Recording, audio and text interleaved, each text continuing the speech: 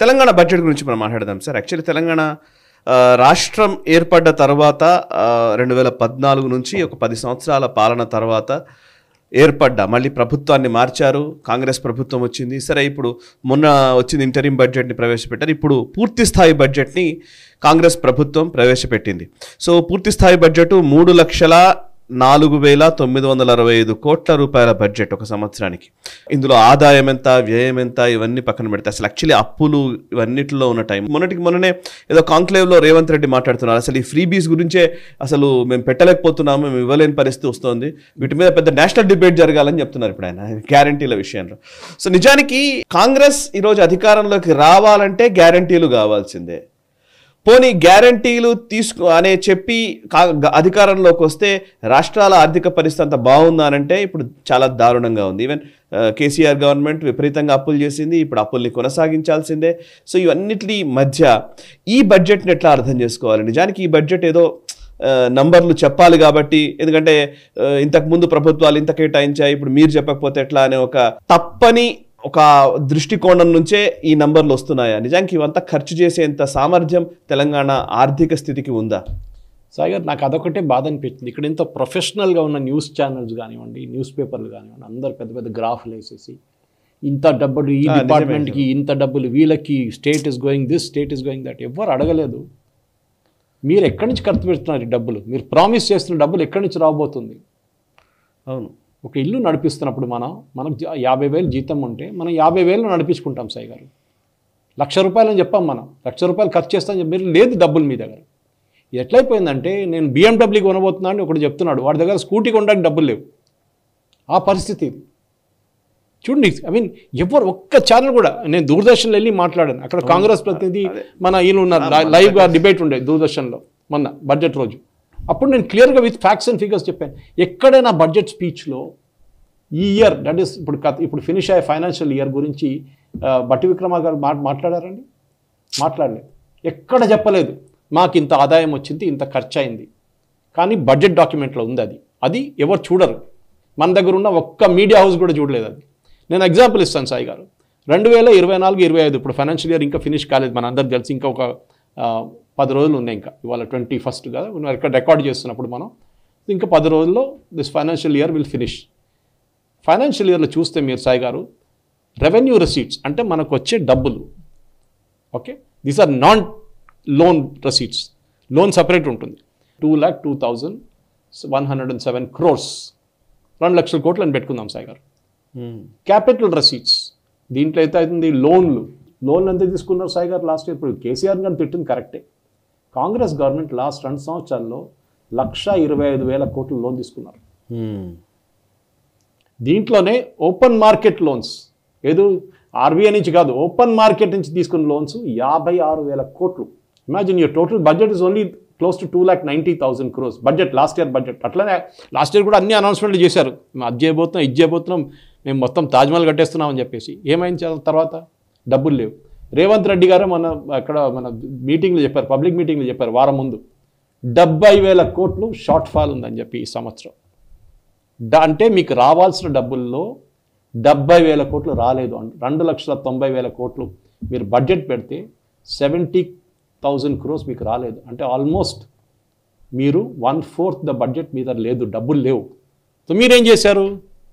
మీరు అప్పులు తీసుకున్నారు. కేసీఆర్ గారిని తిడతారు కానీ నేను డెట్ సర్వీసింగ్ చేస్తున్నాను. మీరు డెట్ సర్వీసింగ్ అప్పులు తీపించడానికి అప్పులు తీసుకుంటున్నాను. మళ్ళీ అప్పుడు ఏమైపోతుందంటే ఒక స్టేట్కి వచ్చినప్పుడు డబ్బులు ఉండేది, ఇది పాన్సీ స్కీమ్ లాగా అయిపోతుంది. అంతే, మనం చూసాం కదా కొన్ని చీటింగ్ స్కీమ్ ఉంటే, MLM అంటారు దాంట్లో. ఏం చేస్తారు, ఇద్దరు తీసుకొస్తారు, వారి దగ్గర చెప్పారు, బాబు నీకు బోనస్ ఇస్తాను, నువ్వు ఇంకా 10 మందిని తీసుకురామంటాడు.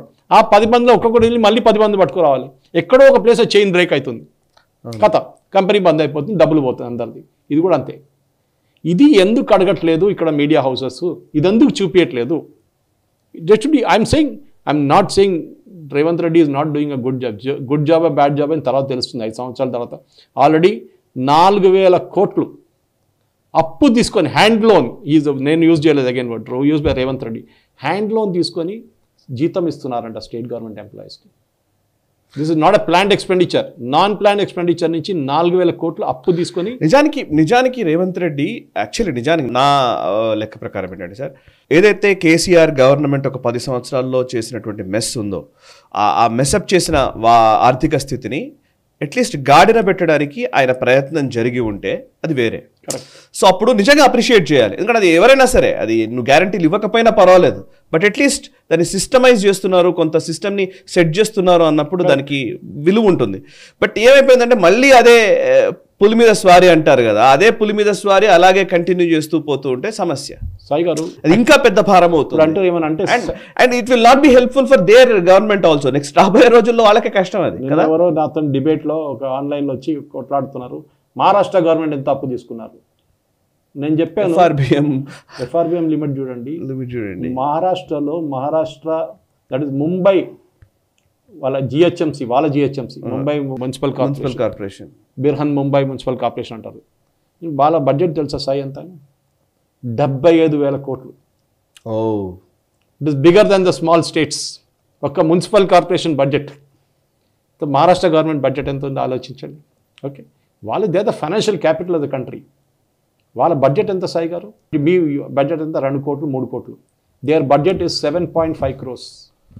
నాకు బాగా గుర్తుంది సార్, 2014 సారీ కొంచెం చెప్పాలి, 2014కి ముందు ఉమ్మడి ఆంధ్రప్రదేశ్ రాష్ట్రం ఉన్నప్పుడు మొత్తం ఉమ్మడి ఆంధ్రప్రదేశ్ రాష్ట్ర బడ్జెట్ 2 లక్షల కోట్లు లేదు. కరెక్ట్. బట్ 2014లో కట్ చేస్తే జస్ట్ తెలంగాణ ఏర్పడింది, అటు ఆంధ్రప్రదేశ్ ఏర్పడింది. సో వెంటనే తెలంగాణ బడ్జెట్ 1,40,000 కోట్లకేమో వచ్చింది, subjective correction. So just Telangana మాత్రమే. అంటే అప్పటిదాకా 2 లక్షల కోట్లు ఒక సంవత్సరం క్రితం ఉన్నది.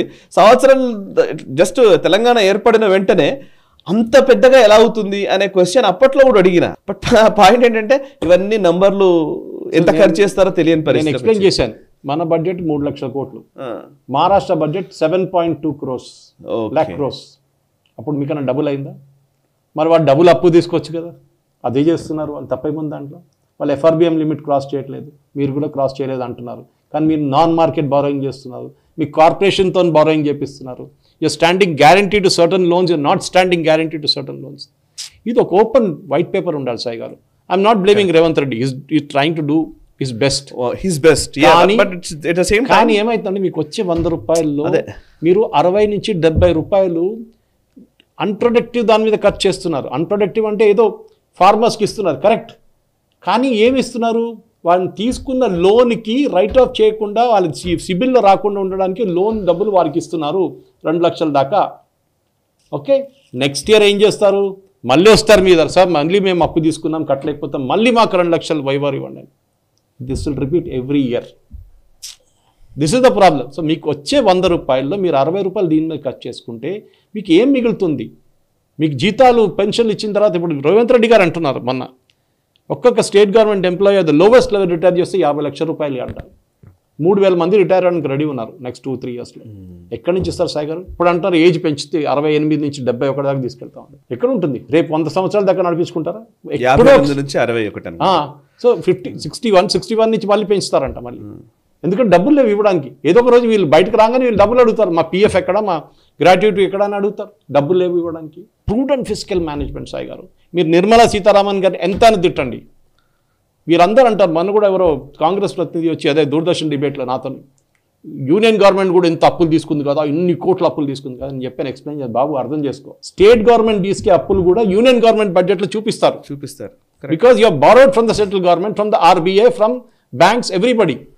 సో అన్ని అవుట్ స్టాండింగ్ అక్కడ కూడా చూపిస్తుంది మీరు. It is not the union government borrowing only. ఇంకోటి, బారో చేయండి, వద్దనట్లేదు.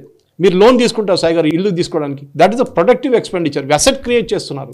అసెట్ క్రియేట్ చేయడం. మీరు ఆ లోన్ తీసుకొని మీరు గ్యాంబ్లింగ్ ఆడేదేకుండా ఇంకేమైనా చేసుకొని ఫ్యాన్సీ కార్ కొని, కార్ కూడా అసెట్టే. అట్లాంటి ఏదైనా గుర్రాలు కొనుక్కుంటారు, depreciation. So what is happening? మీరు క్యాపిటల్ అసెట్స్ క్రియేట్ చేయట్లేదు. This is the problem. మీరు ఇప్పుడు మూసీ తీసుకున్న సాయి గారు 200 కోట్లు ఎంతో ఇచ్చారు. మూసీ ప్రాజెక్ట్ ఎవరు ఫ్లోట్ చేశారు? స్టేట్ గవర్నమెంట్ కదా, రేవంత్ రెడ్డి గారు. మంచి ఒపీనియన్. నేను కూడా సాబర్మతి రివర్ ఫ్రంట్ చూసాను, చాలా బాగుంది. మోదీ గారు చేసింది one of the best projects.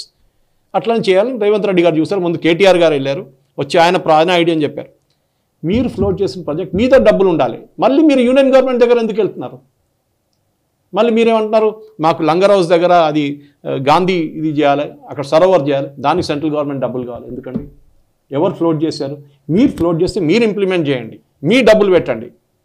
You can understand taking a loan but not a grant. మీది ఎయిర్పోర్ట్ మెట్రో అన్నారు, ఇక్కడ నుంచి షామీర్పేట్, ఇక్కడ నుంచి మన ప్యారడైస్ నుంచి మెడ్చల్ అన్నారు. Good idea, very good. Capital asset create అవుతుంది, యూనియన్ గవర్నమెంట్ చేయాలంటుంది. మీరు వాట్ ఆర్ యూ డూయింగ్? మీరు ల్యాండ్ అక్విజిషన్ ఒక్కటే చేస్తున్నారా? మిగతా ఏం చేయట్లేదా? Prudent finance. 100 రూపాయలు వస్తే 100 రూపాయల్లో మీరు మీ ఖర్చులు తగ్గించండి. మీరు అంటున్నారు నేను ఇంకా స్టేట్ గవర్నమెంట్ ఎంప్లాయీస్ రిక్రూట్ చేస్తా అని. ఎందుకు సాయి గారు? యూఎస్లో అయితే వాళ్ళు డాజ్ పెట్టి తక్కువ చేస్తున్నారు. మోదీ గారు చూడండి, ఏంటంటే beautiful does similar scheme in India without anybody realizing it. దాని గురించి మాట్లాడాలి మీరు ఇంకో డిబేట్లో. కరెక్ట్. ఈజ్ అన్ని సెంట్రల్ గవర్నమెంట్ ఎస్టాబ్లిష్మెంట్ తీసుకొని కంబైన్ చేసి స్ట్రీమ్ లైన్ చేశారు ఆఫీసర్స్ని, మ్యాన్ పవర్ని. ఇది చేయాల్సింది. మీరు ఇంకా 50,000 మందిని పెడితే ఇంకా మీకు మీ శాలరీ బిల్ పెరుగుతుంది. 4,000 కోట్లు 5,000 కోట్లు అవుతుంది. ఎవరు ఇస్తున్నారు డబ్బులు? ప్రజల డబ్బులు. ఇది government efficiency is important. Education డిపార్ట్మెంట్లో రిక్రూట్ చేయండి, వద్దంటలేను, టీచర్లు కావాలి. పోలీస్ డిపార్ట్మెంట్లో కావాలి, ఎస్ కావాలి. కానీ సెక్రటరియట్లో ఎంప్లాయీస్ ఎందుకు? We don't need file pushers. మనకు కావాల్సింది యాక్టివ్ ఉన్న బిజినెస్ ఫీల్డ్. ఏది మన స్కూల్స్ కానివ్వండి, మన ఇట్లాంటి పోలీస్ డిపార్ట్మెంట్ కానివ్వండి, ట్రాఫిక్ పోలీస్లో లా అండ్ ఆర్డర్ పోలీస్, అన్నీ వీరందరూ కావాలి మనకి. కానీ you're recruiting people for another positions. అది పనికి రాదు ఇక్కడ. You should try and reduce cost. Cost తగ్గించడం చాలా ఇంపార్టెంట్. రేవంత్ రెడ్డి గారికి లెసన్ ఇప్పుడు కాకుండా 3 సంవత్సరాల తర్వాత తెలుస్తుంది. ఆల్రెడీ ఆయన తెలుసు పాపం. చెప్తున్నాడు మేము అప్పులు తీసుకొని మీకు జీతం ఇస్తున్నాం, డిఏ అడగకండి అని చెప్తున్నారు. ఇప్పుడు ఆలోచించండి, ఆ పరిస్థితికి వచ్చేసారు సార్. ఈ వీడియో మీకు నచ్చినట్టయితే లైక్ చేయండి, 10 మందికి షేర్ చేయండి. అలాగే కామెంట్ల రూపంలో మీ అభిప్రాయాలను మాతో పంచుకోండి. Nationalist hub group of channels ను సబ్స్క్రైబ్ చేసుకుని తెలుగునాట జాతీయవాద జర్నలిజాన్ని ప్రోత్సహించండి. ఈ వీడియో కింద ఉన్న బెల్ ఐకాన్ పై క్లిక్ చేయడం మర్చిపోవద్దు.